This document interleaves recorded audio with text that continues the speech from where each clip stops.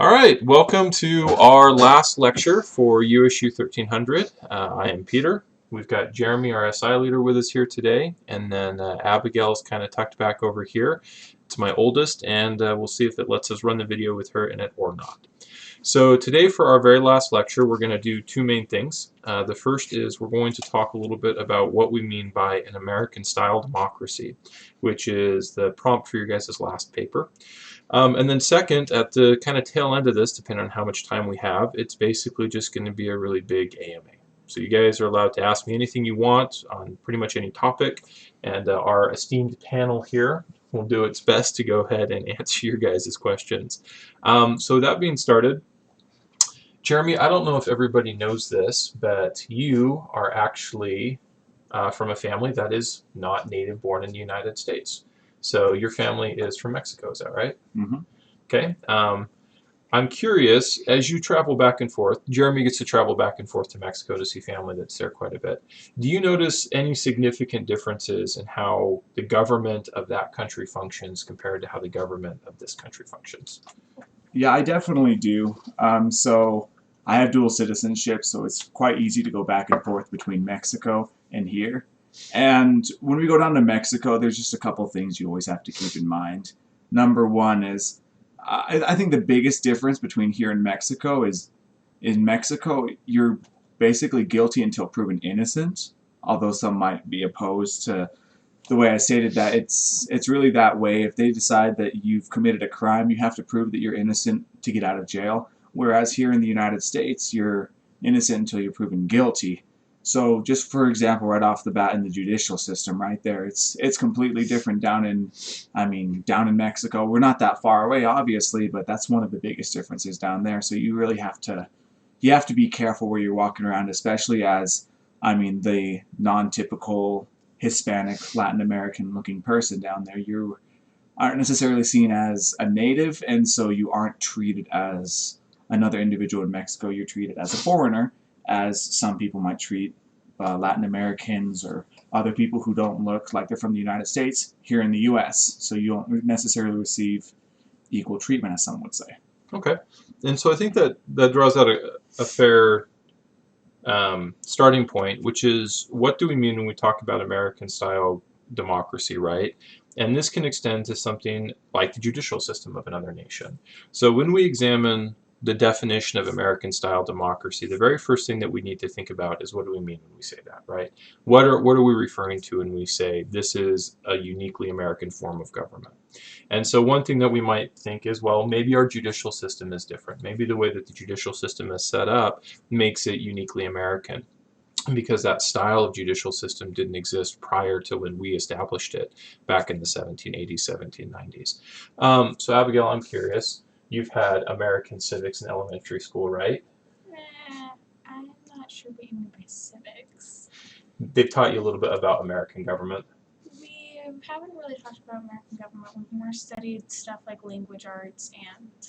Oh, she's pulling out the French dual immersion card on me. This is underhanded. We've studied more French politics than we have English politics. That's good. Okay, so we're gonna do some, I guess, light comparative analysis between French politics and American politics. I'm gonna put you on the spot. Are you ready? Hey, you're the one that wanted to join this mess. Tell me a little bit about French politics. What do you remember about it? What are some things that stood out to you?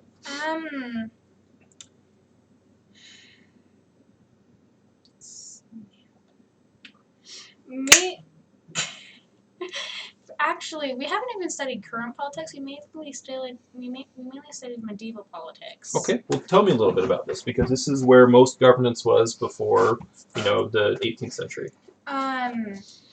A lot of the governments had slaves, so when you were and if you didn't pay taxes, you immediately became owned by whoever was your ruler, as far as I can tell. So indentured servitude then? Mm-hmm. Okay. There were a lot of little colonies, there were their own separate kingdoms. There wasn't just one big kingdom. Okay. You had a whole bunch of small little kingdoms who you had the leaders were gifted land by a person who was very wealthy, and then they had to pay taxes to the person.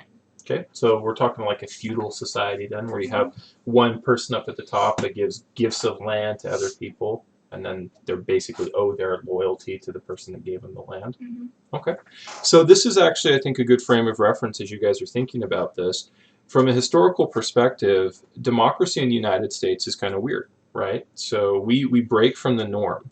The British government style was a monarchy. It was a parliamentary system, meaning that they had some elected representation in there, but really it was a king and a council of lords that ruled the country. And it came from this idea of feudalism and grants of land. And so when America decides to go ahead and establish the first modern democracy, meaning the first kind of cohesive democratic nation since the ancient Greeks or the Roman Republic at a large scale, we're breaking with a lot of traditional norms associated with governance.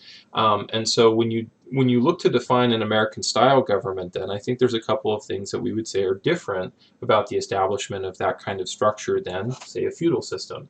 So first, does the government, i.e. the President of the United States, grant individual citizens land and then get their lifelong loyalty to him and his family for the duration? No, that's not part of our government structure, right? So that's different from what a feudal system would be. Do we even have a king? No, we don't, right? We have elected officials. We have a representative legislature that's responsible for carrying out the will of the people. We have an executive, so the president, which is our closest comparable thing to a king, but that president is removed from power every 4 to 8 years. And so, I mean, that's just the cycle. Even if they were a good president, we still remove them from power every 4 to 8 years. And so we have this executive, legislative, and judicial system that's different than what most of the rest of the world had, like any really of the rest of the world had in 1780s and 1790s. But since that time, we have seen the growth of democracy throughout the rest of the world. So Mexico is a democracy, right? It's a federal system, actually. Canada is a democracy. It's a federal system, meaning that, like the United States, they have a central government, but they also have strong local, provincial, or state governments. Most of the rest of the world has some form of democracy right now, meaning that people get to vote on who their leaders are going to be, and those leaders change every few years. So when we say an American-style democracy, what do we mean by that? Jeremy, like, what comes to your mind when you think about this is what makes American democracy American democracy? It's a little harder to, I guess, say on the spot, but I think something that really makes America an American-style democracy an American-style democracy is the fact that, I mean, we elect our officials, they have term limits, and if we decide that we don't want to have someone in power, we can impeach them through, I mean, a very sophisticated process. Granted, I mean, it might be hard to impeach someone, but it's not impossible. It's not that someone's going to stay up in power. Let's say, for example, the President of the United States won't stay in power past 8 years. He'll be removed from office. Or if the American people decide, with, I guess, enough votes, that the President needs to be removed from office, he's not going to stay there. He will be removed.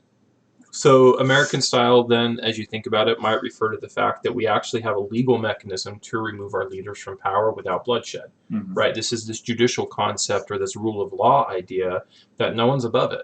And we actually have a legal mechanism to change who is in power. Again, brief history lesson, if you were in a monarchy and you decided that you didn't like the king, you basically had 3 choices, right? You can shut up and deal with it. You can try and move somewhere else, or you can start a revolution and kill the guy. Like those are your 3 basic governance options. In the United States, we decided that killing people was probably not ideal for changes in leadership, and so we actually created a legal process that said you can legally remove your leaders, and everybody accepts that outcome. Like we just, as a society, accept that, yeah, okay, we're going to go ahead and pull this person out of office. So I think impeachment or legally removing leaders is a good potential example. As you guys think about, again, this idea of American-style democracy, there's a lot of different elements that can go into that. Federalism, I think, for example, is a really good thing to spend some time on. Why is our democracy designed the way it is? Well, as we talked about at the start of the term, we came from 13 strong colonies, right? So these 13 original colonies that became the founding states, all had independent government systems. They had an independent executive branch, they had a governor, they had independent legislative branches, and they had an independent judiciary.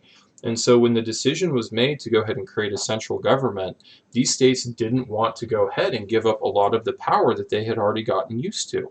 And so the decision was made not to have a unitary system.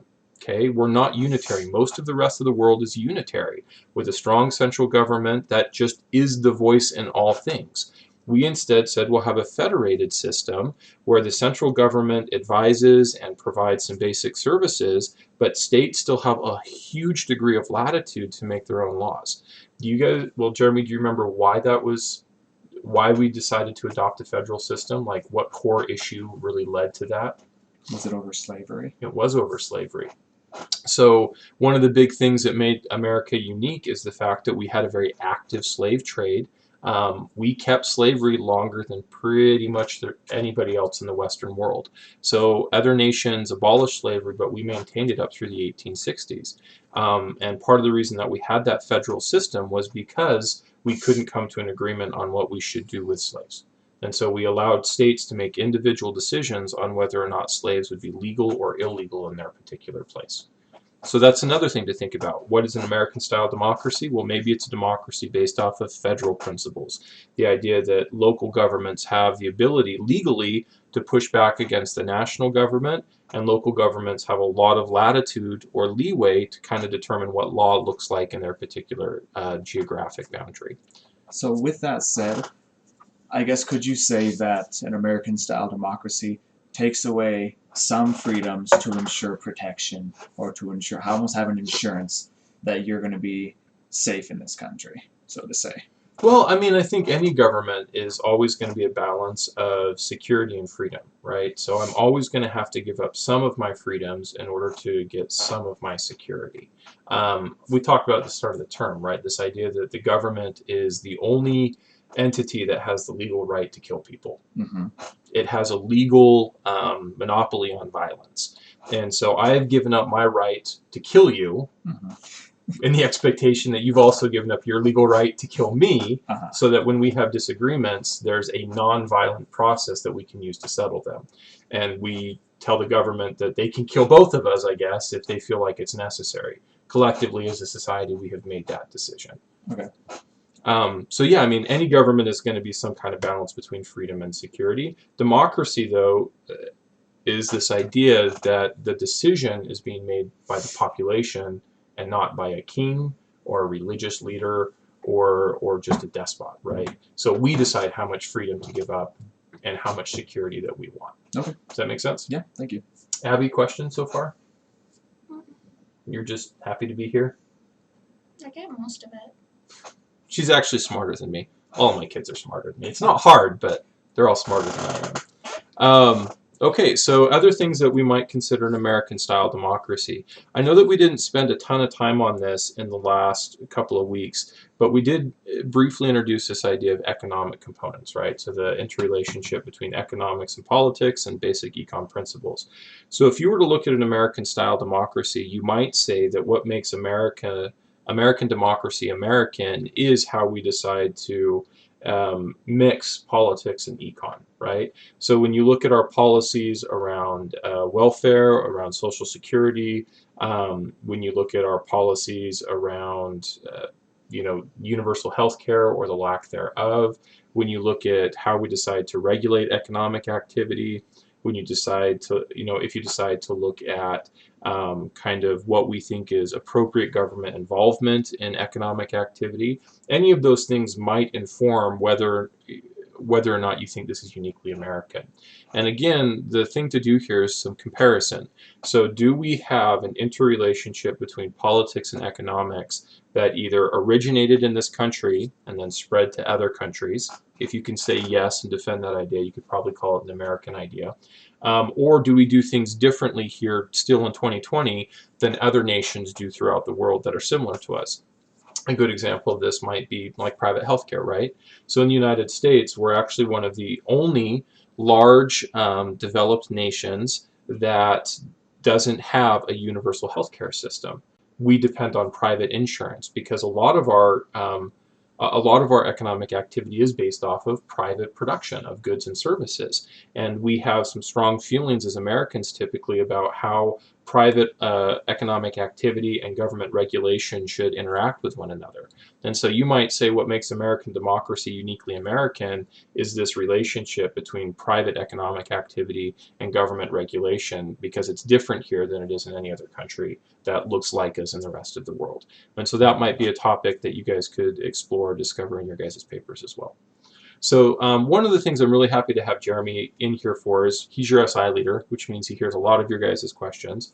And so, Jeremy, I'm curious, do you have specific questions from students that you think we need to address, or things that have popped up that you're like, yeah, we should definitely spend some time talking about that? When it comes to the American style democracy? Yeah, this or? last paper, and then we can move on to other stuff. I had one student ask about how is, I guess, the form of government here in the U.S. different from the Democratic Republic of Congo, because they're trying to adopt the same idea, only they're having, I believe, troubles getting the power, I guess, their executive or their president out of power because he doesn't want to step down.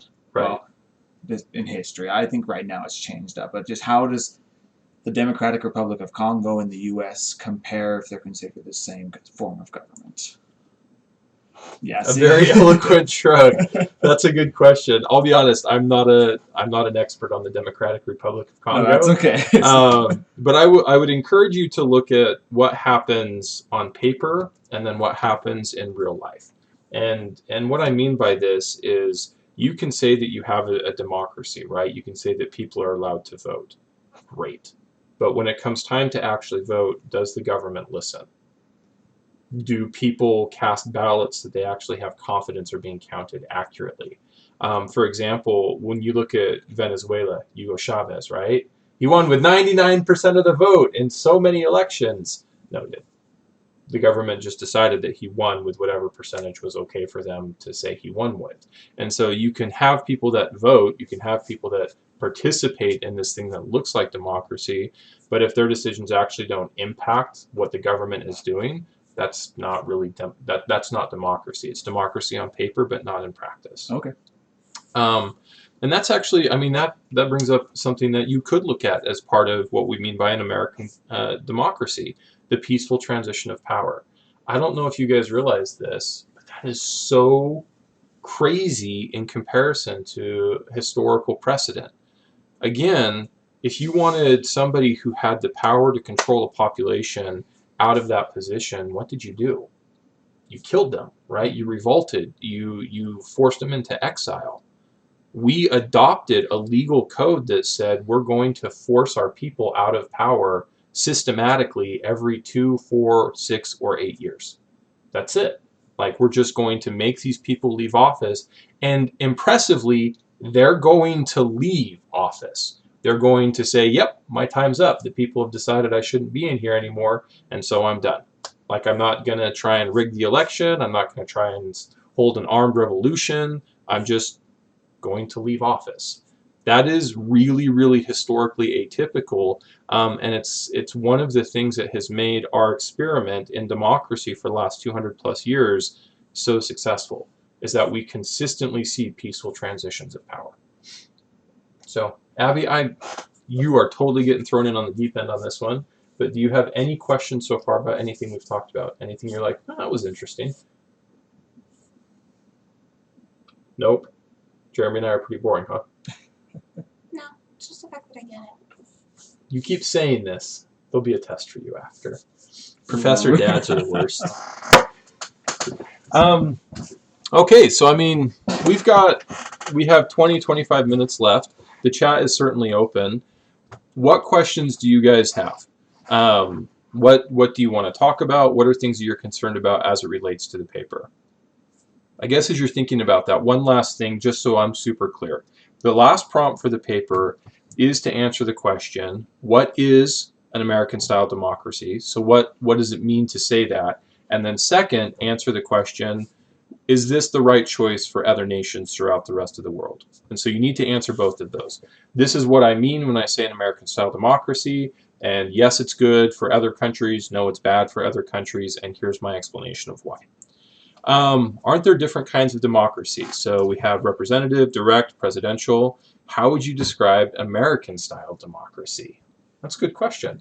So we don't have a direct democracy, right? We have a representative democracy, meaning that we don't directly make decisions, i.e. we have a vote on whether or not we're going to have universal health care and everybody in the country votes directly on that. We have representative democracy. So people run for a political office and people vote them into office, and then that person is the one that makes the decision, yes, we're going to have it, no, we're not going to have it. And so we have what we call a representative democracy. There is actually no direct democracies that exist at the national level in the world today. They're too cumbersome. They don't work very well, or at least historically they haven't with large populations. It would take too long to get all the votes, wouldn't it? Yeah, it would take, I mean, we have cell phones and stuff now, and so you could definitely collect information quicker, but that introduces a whole other host of concerns, right? If we're all voting over our phones, man, that's a pretty tempting target for a hostile actor to go ahead and start to get involved. And that's like a cybersecurity issue, and you have a whole lot of other problems there. So, okay. Good question, Lily. Any other questions you guys have? I mean, if not, we will totally end the lecture early. Like, that won't break my heart. It is our last lecture, but I can understand if you've decided that I am just not pretty enough to look at anymore. Anything from you, Jeremy? I guess we could just throw out the example. If we were to, take the extremes of like an American-style democracy and like North Korea, for example. How would introducing an American-style democracy directly into North Korea change the outcome of that nation? How would that change the nation as a whole? Because we know that the current leader right now is not for it. Everyone is devoted to him already, to some degree. How would imposing the American-style democracy into North Korea affect the nation? That's a good thought experiment. So I think first we'd have to define what we mean by American style. Okay. And then we would have to see if we've done that anywhere else. And so if we're talking about American style, meaning a representative democracy with a distinct executive, legislative, and judicial branch, so power sharing arrangements, checks and balances, people participate actively in the democratic process. Are there nations, say in the last 10, 15 years, where we have changed them from an authoritarian system into some semblance of democracy? Yes, there have been, haven't we? I don't know, I asked. I think so. I can promise you at least we've tried it at least one time. Iraq, right? Okay. 2003, and Afghanistan. So we have two examples of where we have tried to come in and move countries away from basically authoritarian situations into democratic institutions. How successful have we been at doing that? We ended up in war. Well, we started the war first. And then we said we'd rebuild them, and then we got into an insurgency. It's a whole thing. So, but honestly, hasn't been as successful as we hoped. No, right? It's been a long, painful, difficult transition. And we have some questions in chat that we'll get to in just a second. And so I think it can be illustrative to look at those kinds of examples and ask ourselves, why? Why didn't this just snap our fingers and work and suddenly people were able to have a fully functioning democracy? And is that because of the kind of democracy that we were trying to implement? Is it because there's just challenges transitioning from authoritarianism to democratic institutions in general? Like, why? Why wasn't that as successful as perhaps we'd hoped? Okay. And I think if you can start to answer some of those questions, then we could perhaps take that and relate it to the North Korean experience and say, well, what about North Korea is similar to these other nations? What's different? And how would those similarities allow us to potentially predict what's likely to happen here? Okay. I think the big thing is it would probably be a Charlie Foxtrot. Okay. I just think it'd be kind of a useful example because for the paper topic itself, we're saying American-style democracy in all other nations, right? Yeah. Is our democracy good for everyone else? And it might not work the best for one nation, but for as a whole, would it work better than the current system? Yeah, and I think that's a fair thing to think about, right? And we're not necessarily saying that everybody snaps their fingers and they're our democracy tomorrow. Mm-hmm. So maybe you would say, yeah, this institution, this idea of governance is a good thing, but it's going to take 20, 30, 40 years before it gets to a place where it actually functions the way that we would want it to. Okay. And I think that's something worth thinking about. All right, so other questions. Even in countries that follow an American-style constitution that have term limits, the political culture persists and presidents don't want to abdicate power. Okay, so I think this might come back to that DCR, Democratic Republic, DRC, Democratic Republic of Congo. And so, yeah, this is a question, right? Maybe what makes American democracy American is the fact that we have 200 years of tradition behind it. So it's not the piece of paper, it's not the Constitution, it's the institutions that exist and the attitudes of the general population about what it means to be governed effectively. I like to quote this not quote, but talk about this sometimes. Russians lived under communist rule for decades, right? And then the Soviet Union fell, and they adopted democratic reforms, and they became a democracy. And then they started to turn into less of a democracy and more of just a straight-up oligarchy, right, under Putin. And a lot of Russians continue to be okay with this. Like, that's okay. We want this person in power. Because, and this is a fairly consistent kind of mindset, but for some cultures, freedom is not nearly as important as stability. It's far more important to have a government that is stable, meaning that it persists across time, than to have a government that gives me lots of opportunities to participate. And so maybe this idea that everybody needs to actively participate in government is good, or maybe it's not good, right? Maybe there are populations that decide this doesn't work for us. And so I think that's something you could also think about and explore. All right, for the paper, are we answering the question of if the American is good for all other countries? You remember what the prompt says? Yeah, so what's an Yeah. American-style democracy, and is this type of democracy good for all other nations? Yep, you are supposed to be answering for all other countries. Courtney took her question back. Didn't get a chance to read it. All right, so another one from Lily. It's been hard for me to figure out my stance with this paper because I feel like so many things have changed regarding democracy with President Trump's presidency. Fair enough.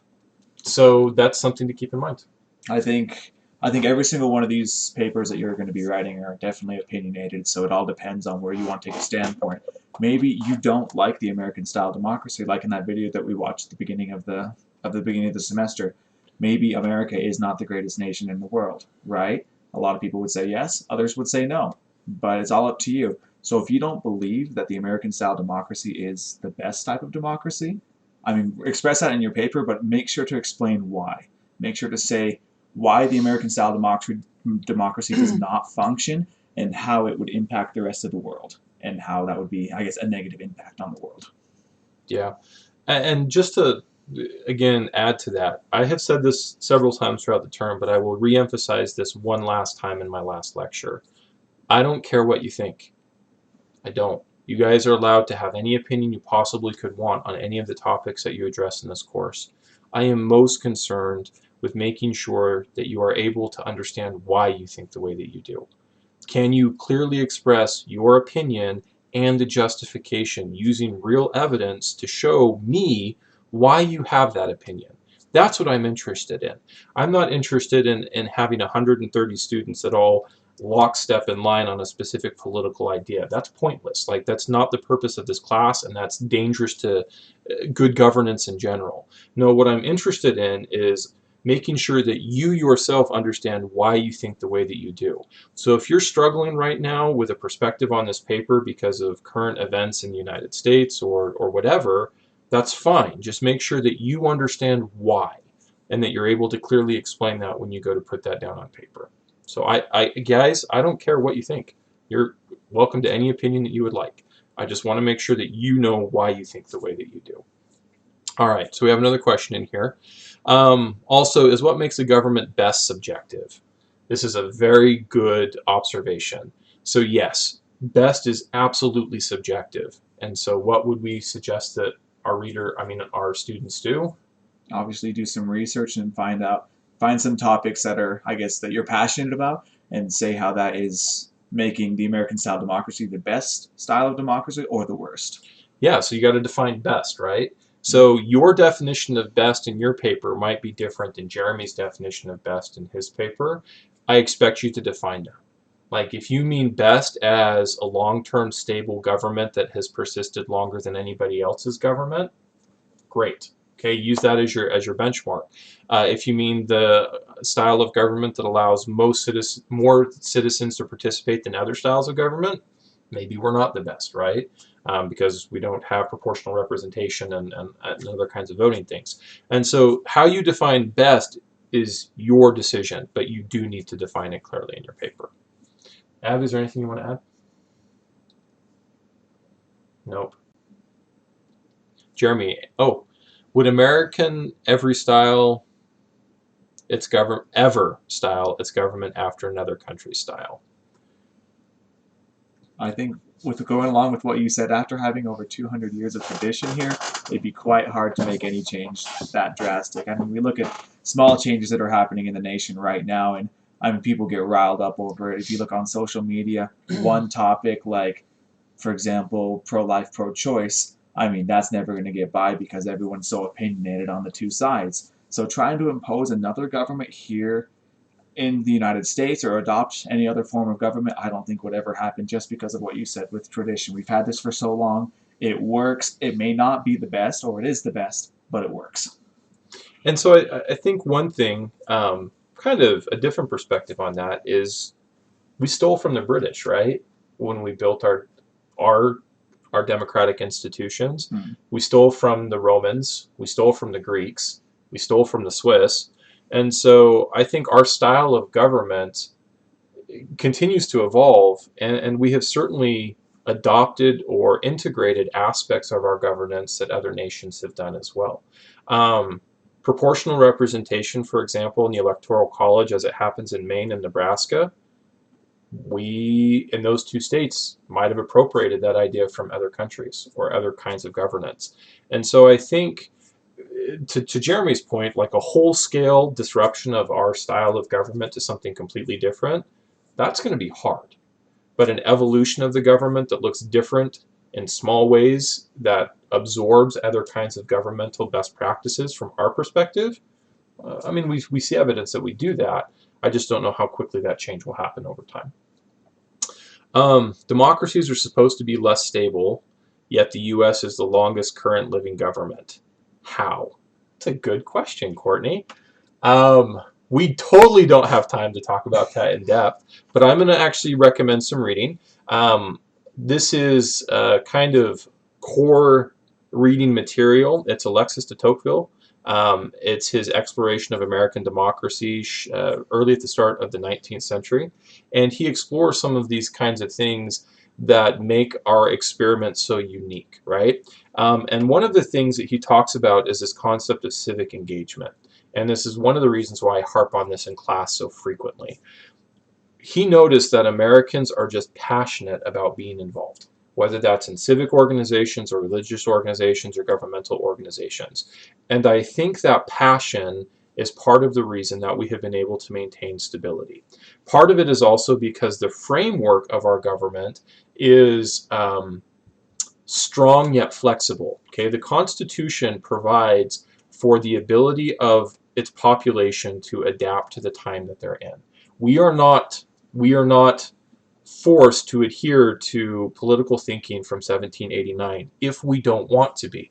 If we decide that the way that our government needs to change contradicts what was written earlier, we have a legal mechanism to maintain the government itself while changing parts of it. We don't require a revolution to change our government. That's legally, that's a brilliant mechanism. That promotes stability. We have a legal ability to say our government will function differently than it did last year or last week, and then the government changes and adapts without the entire population having to rise up in armed rebellion and overthrowing the existing system in blood and tears. And that's remarkable. When you compare us, for example, to the French I think are on their 5th republic or 6th republic. I told you we don't study current. Oh, right, yeah, just medieval. I think they're on their 5th. That's 5 different republics in the span of, I don't know, 150 years, 200 years. So it's less than the United States has been a democracy, and they fundamentally changed their governmental system typically through this idea of revolution. And so we're stable in part because our population has historically been civically engaged. Right? Americans care and they want to be involved in this process, and so it's healthy. And second, because the actual framework of our government is designed to be strong yet adaptable. And I think those are two real pillars that allow us to be a stable government. Now, is that without problems? No. I mean, we had a civil war in 1860. The most violent conflict from American fatality perspective in the history of our nation. And so we haven't been without ups and downs. We haven't been without serious problems, but the government itself has maintained. And I would point to at least those two things. One, strong civic engagement by the population, and two, a framework for government that allows for strength yet adaptability. Those are really good questions. Any other questions from the chat before we wrap this up for today? Abby, we're going to go to you one last time. Anything you want to add? They should have thrown water balloons at each other for the Civil War like I did in 5th grade. You know, I can't disagree with that. Water balloons are typically better than bullets. Jeremy? I think we've done a pretty good cover of the material. Okay. Well, then this is just one last thing because I don't get to stand on a soapbox before you guys ever again, which I'm sure all of you are thankful for. Right? She gets soapboxes all the time. Here's the deal. I want you to remember that you need to go out there and you need to be rational, thoughtful, critical thinking people. Okay? That, however, does not mean that you should go out into the world and be cynics. It can be easy sometimes to be overwhelmed with the fact that things don't seem to work the way that you want them to, or to be frustrated by imperfect systems. I encourage you to acknowledge that imperfection exists, and I encourage you to figure out why that imperfection exists, and if you're so inclined, to figure out how to make that imperfection better. Do not be a cynic. Cynics never did anything to make the world a better place. Cynics are the ones that throw stones. Okay? They're the ones that try and tear things down without having a plan to rebuild it. Sometimes a system has to be broken down before you can build something better. I acknowledge that. But what is not helpful is just to throw the stones without having an idea of how to take those stones and build something better out of them after the fact. Don't be cynics, okay? Go out into the world and do something good. You guys have that capacity, and quite frankly, you are in the best position of your lives, even in this whole COVID-19 thing, to figure out who you are, what you think, and then to start to leverage that into making a real positive change out there. That's it. That's what I want you guys to do. If this class has taught you anything, I hope that you have learned how to think more critically, that you have learned how to communicate more effectively in writing, but also that you have been able to acknowledge that we have an imperfect system that's flawed. But it only gets better when people care and they go out and they try and do some good in the world. And I hope that you guys will consider yourselves willing to go out and try and do something good in the world. It has been a real pleasure. I know this tail end of the term has been weird for everybody, but it has been a real pleasure to be able to teach you guys and to spend time with you and to be engaged in a lot of your thoughtful conversations. If you need anything from me, don't hesitate to ask. Your final assignment is due on Saturday. Good luck and stay safe.